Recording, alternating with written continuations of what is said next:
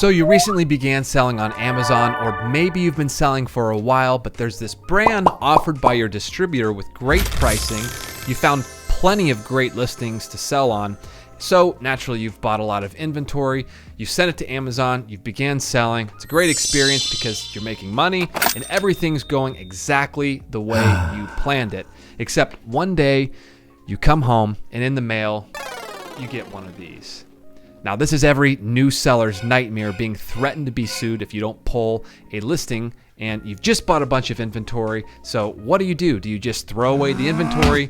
Do you take the loss? Do you take the risk and try and sell out? What do you do? Well, in this video, we're gonna go over exactly how you should respond in a situation like this. Hey guys, welcome to the channel. My name is Robert Nestroff. If you are new to selling on Amazon and you're trying to learn the wholesale business model, consider subscribing to this channel where we talk about everything Amazon wholesale related and how to grow a business quickly and scale it up so that you can drop your 9-to-5 job and do this full time. Now, if you're brand new, join the Facebook group in the link below where you'll have access to a free starter course, which will get you up to speed very quickly on how to scale from $0 to $100,000 in sales per month. Now, with all this said, let's get into our video. Before we get into the main content of this video, I want to make it clear that I am no attorney. I am not a lawyer. So everything I say, you should take with a grain of salt. This is just my opinion based off of my experience dealing with cease and desist letters. If you need to speak to a lawyer, I recommend the Amazon Seller's Lawyer. There's a link to their website below. This is the Rosenbaum Law Firm.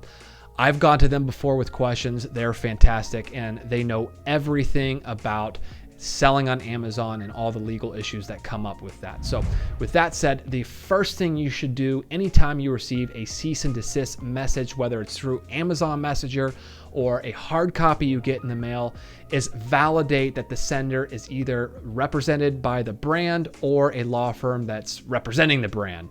And the reason you want to do this is because there are sellers out there who are going to try and bully you off of listings by creating fake cease and desist letters or unauthorization claims and requests to get you off the listings, right? So we want to validate that the sender is who they say they are. And if you can associate them with the brand, if you're able to do that using Google, or you're able to associate them with a law firm that is representing the brand, well, then we have some courses of action that we can take. If we're unable to validate who they are and we can't easily see that they're associated with the brand or a law firm, then we could either ask for clarification or ignore the message. Now, if you're able to determine that the letter is legitimate, in other words, it came from the brand itself or that law firm representing the brand, then you have to make a few difficult decisions. Now, first off, it's important to understand what's called the first sale doctrine. Essentially, this is what covers you as a seller from being sued by any brand that doesn't want you selling their products on Amazon. And what it states is that when the brand makes the first sale, whether it's to a distributor, a retailer, or whoever it is, any sale that comes after that is not a violation of that brand's trademark because the brand made the first sale. Whereas on the other hand, if you as a retailer go and have a product manufactured and you take some brand's logo, their trademark logo, and put it on that product and you make the first sale, then you are violating that brand's trademark and you are at risk of being sued because of IP infringement. So why is it that you're getting a cease and desist letter if you aren't making the first sale, right? You're buying your inventory from distributors. This should be covered by the first sale doctrine. Well, that's where the warranty loophole comes into play. And what happens here is brands claim that you are an unauthorized seller and only authorized sellers can extend the manufacturer's warranty to customers. So you being unauthorized are not selling the same product that brand has sold to their authorized sellers, and therefore you are violating their trademark. This has proved to hold up in court, and Amazon sellers in the past have been sued over this and have lost.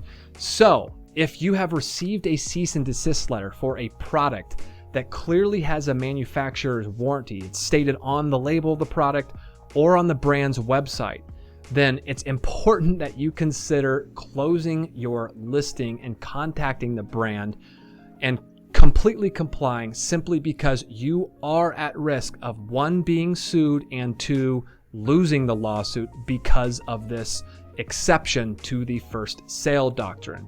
So once again, in this situation, what I recommend is closing your listings, reaching out to the brand, and requesting to sell through your inventory.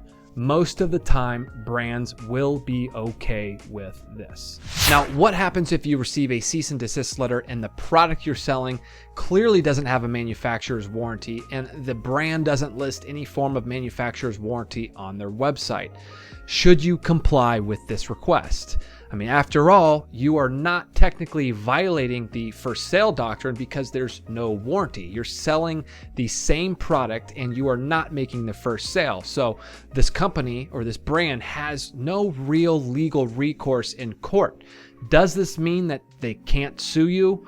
Well, technically, no. You can always sue someone. It just doesn't mean that you're going to win. But what are the risks if a company decides they're going to sue us, even if we don't think they're going to win in court?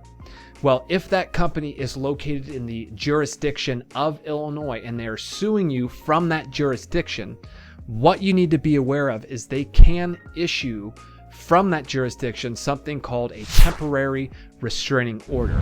And what this does is it freezes your Amazon account until the lawsuit is settled. So you will be essentially out of business until everything is settled. And this can have massive ramifications on your Amazon business, even if you are not at fault. So my recommendation is that if there is a real threat of being sued, even if you have the potential to win, it is always in your best interest to try and work things out with the brand. And like I said, in most cases, 99.9% of the time, the brand will work with you and allow you to sell through their inventory. I personally have received over a dozen cease and desist letters, and every single time I have taken this course of action where I've reached out to the brand, I've had the conversation, I mentioned that I purchased my inventory from their distributor in good faith, not realizing that there was a request for me to be authorized before selling on Amazon. And every time the brand has allowed me to sell through my inventory. So this is the course of action that I recommend. I don't think it's worth continuing to sell a product where the brand has asked that you don't and has sent you one of these cease and desist letters. That is my advice. Like I said, I am no lawyer. I'm not an attorney. If you have further questions about the letter you have received, I highly recommend reaching out to the Rosenbaum law firm, and their website is below. It's called the Amazon Sellers Lawyer. They know 10 times more than I do about these matters. Now, that leads me to my last point. What if you don't receive a cease and desist letter, but the brand simply goes straight to Amazon and they submit an IP complaint? What do you do in this situation? Are you at risk? Well, thankfully, because of the first sale doctrine, we just have to provide Amazon with a distributor invoice showing that we purchased these items in new condition from an authorized distributor and we are covered by the first sale doctrine. Amazon should completely remove that IP claim from your account and reinstate the listing. So you don't need to discontinue selling products if you receive an IP complaint on Amazon. This advice I have given you in this video is only in regards to when you receive a cease and desist letter where you are being threatened to be sued.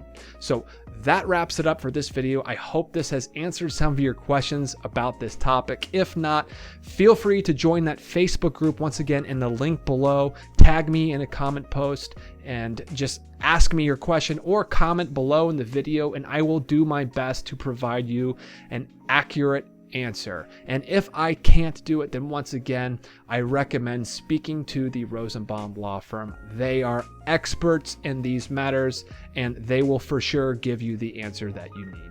So with that said, we're going to wrap up this video. Thank you very much for watching. Like the video if you would, and subscribe to the channel if you are interested in continuing to develop your knowledge of Amazon wholesale and growing your business. So with that said, I will see you guys very soon in the next video. Thanks for watching. Peace.